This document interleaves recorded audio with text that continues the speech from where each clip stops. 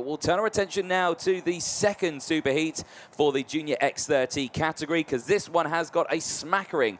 Excellent stuff there for Riley Cranham. Great to hear from him, and he starts this one on pole position. Zach Green starting alongside. At the moment it's third in the intermediate classifications. Tyke Butley and Toby Gale on the second row of the grid. They'll have Alex Pineda and Benjamin Magnac on row 3. Quintin van Leeuwen and Archie Owen will round out the top 8 on row 4. Evan Purcell, the pole sitter from qualifying, not having the qualifying heats he wanted. Good results in his first and third. That middle one dropping down to 28th place. He'll have Nilas Malik for company alongside. Hugh Rana and Felipe Rice round out row 6 with Didier Krieft and Gabriel Benecki on row 7. Wouter Bergenu and Arthur Huang form up the 8th row of the grid. On row 9 it's Moritz Mur and Leonidas Peruzzi. Mohamed El Bouzaki starts on row number 10 alongside Janis van den Bosch.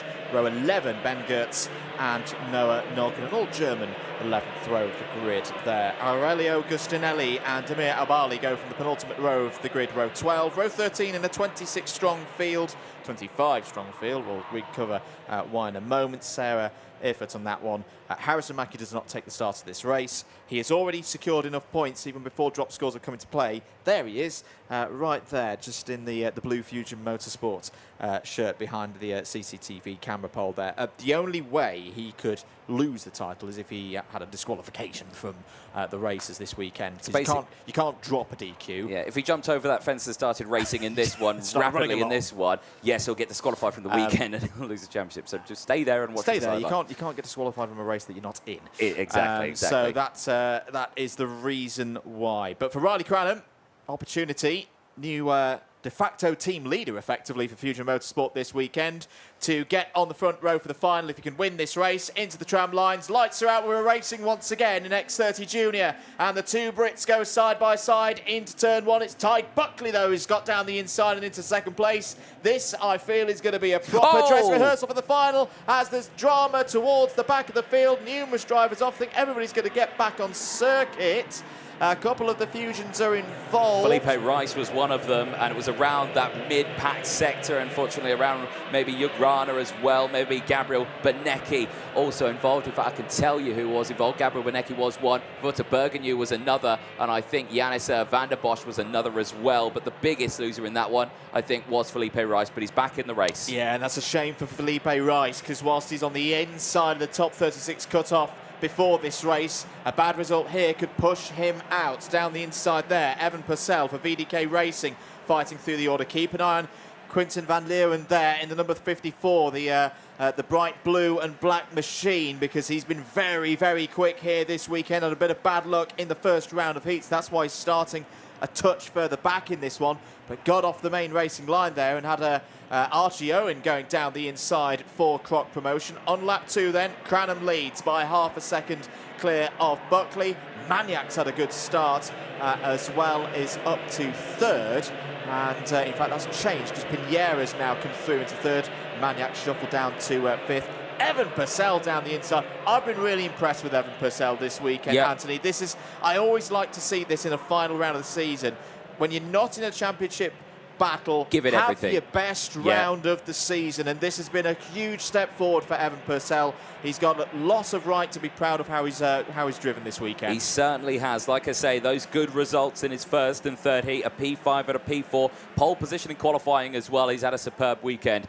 There, Green pushing his way through back into third place. Now he leads that second train of karts. Magnac down into P4 now, but Pineda's going to fight through. So is Evan Purcell. Look at Purcell on the outside here. He's going to struggle to get his kart back on the inside, and Gale's getting involved now. Toby Gale down the inside. Spoke to him this morning. He had helmet hair before he'd even started racing. I think he'd only just woken up from his caravan at the circuit, but it's certainly looking very strong in this race. Benecki, now fastest driver out the circuit, so despite getting caught out in that first incident, is pushing his way back through. And again, confirmation, tyres in this one. Again, it's everyone in that second half of the grid who's all deployed a fresh set of boots on wagon.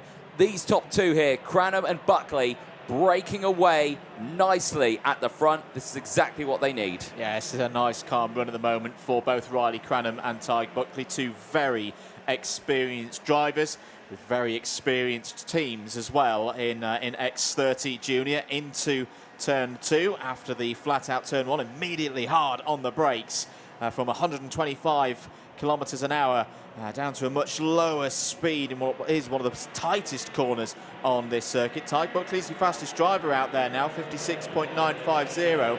Just closed the gap to less than quarter of a second. Zach Green is still there as well. Zach Green at the moment would be in 3rd place in the intermediate classification. That would be good for 8 points. He would close the gap a little bit to Ty Buckley, who would be in 6th place in the IC, so it would very much roll on that battle for 2nd place in the championship into the final.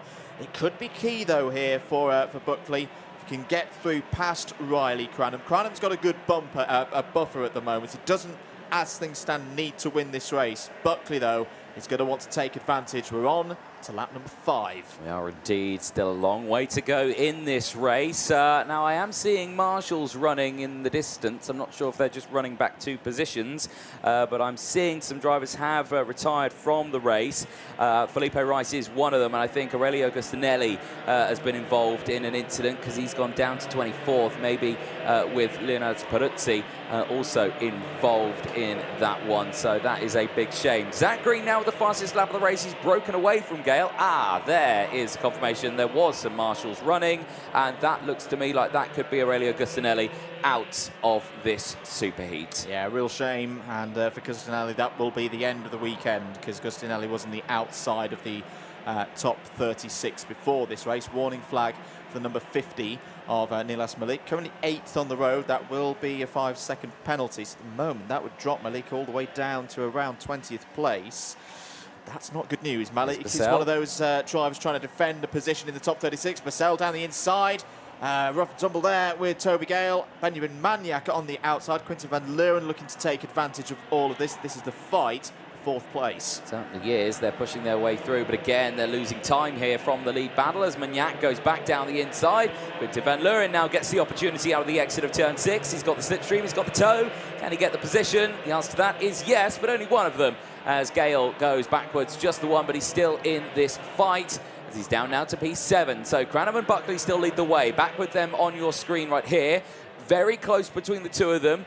No space right now, but Green is the question mark, isn't he? Now, Green is securing his 3rd place spot in the intermediate classification right now with this position. If he was to drop any more, he would be in bother. He would lose places in the points. But right now, he's closing in on these two just in his own right. And this might be the reason why Buckley is trying those different racing lines here. He is putting Cranham under immense amount of pressure right here. He is indeed. It's one of those curious situations with how drop scores can work, because well, Buckley right now 6th in the points. Yeah, he could maybe get up to 5th if he could get through, and other things can happen out there, but I think this is going to be his drop score for his heats and superheats, because he's been very strong through these earlier parts of weekends up to now. For Green, he had a 9th place earlier in the season at this stage, so there's a lot to be gained here by finishing higher up, in the top 5. So, Buckley just needs to keep pushing on to keep that gap there. In terms of his championship position bid, his biggest friend at the moment is that gap of air around 0.4 of a second, stopping Zach Green making any more progress in this race. This battle for 2nd is going to roll on to the final and could converge to be a very, very close affair in the last race of the season. We're on to lap number 8. Zach Green is a new fastest driver on the circuit, 56.099, and he is closing at quite a rate here. Cranham and Buckley are going to have some trouble in the form of a very, very quick Jamie Green Racing number 68. He has set the fastest lap in the last 3 laps alone, and Buckley goes to the inside now. That's quite early on, but he can see that Green's closed in. He doesn't want any part of it, but Cranham's going to fight back instantly, straight back down the inside. But here's Zach Green. It's a 3-car battle now for this superheat. It's not going to affect the pole position start for the final, but it's certainly going to help them out in the intermediate classification. Green to the inside, takes second place, but now they've got to work together. They've got to get that slipstream. They've got to get that toe to close back up to Cranham, and they have done that. Again, two different racing lines. Buckley takes that much wider entry into turn 3 as he tries to hook it. He tries to look for that switchback through turns 4 and 5. Into 6 they go, down the back straight, and a big check over the shoulder for Cranham just to see the situation, but it's all fine right now. They stay in position. I would be not surprised at all if Buckley has a go here, because working with Green to try and win this race doesn't actually help him in terms of the championship. The thing is, though, Green, I think, has got the better pace at this stage of the race. I don't think there's anything that Buckley can do sensibly to try and get himself back ahead of Green, apart from maybe have a look into turn 14. Green's having a look himself on Cranham and goes through. But here comes Buckley up the inside. What a run. Cranham's now going to come back at it. This is why we love Genk. That brilliant slingshot run out of turn 14 produces fantastic racing just like this. Absolutely superb. 3 wide on the start-finish straight there on lap 10, the penultimate lap of this race. They've still got another one after this, so the race isn't over. Hey, Evan Purcell, now fastest driver on circuit. They're in 4th place. He's looking at this battle, and he's probably just licking his lips underneath that helmet, thinking, I want a piece of that cake, and he's going to get some of it. I'd say he's looking at this and going, go on, lads, keep fighting hard, because I want to be part of this. Oh, and going on to the last lap of the race. Green is still in 3rd place in the IC, by the way. Buckley holding in 6th, so it's still that converging scenario. It would go on to the final, this fight for 2nd place in the championship. We shouldn't forget Cranham's part of this fight for 2nd place in the championship as well. On to the main straight as Zach Green gets half down the inside of Cranham there. Gets a face full of curb for his troubles. Buckley has held the lead through turn 2. Evan Purcell is there. He's caught them. It's going to be a 4-way scrap for this win in Superheat 2. Here comes Cranham to the inside through turn number 5. That's an incredible move. Green's going to send it. He's going to force the move down the inside. Here's Purcell. Purcell now is looking for 2nd place. Can he get it? I think the answer to that is yes, he can. He squeezes Green out of the way. And Buckley, it just holds on to P4, but Cranham's been released now.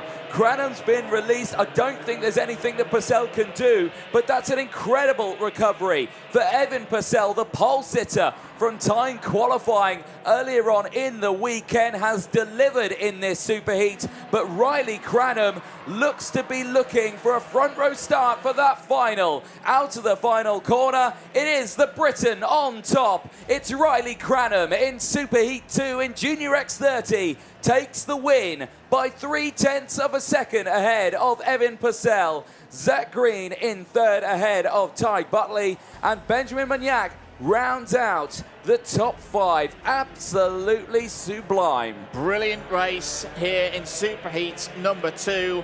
Riley Cranham takes the win. Will be on that front row. Evan Purcell.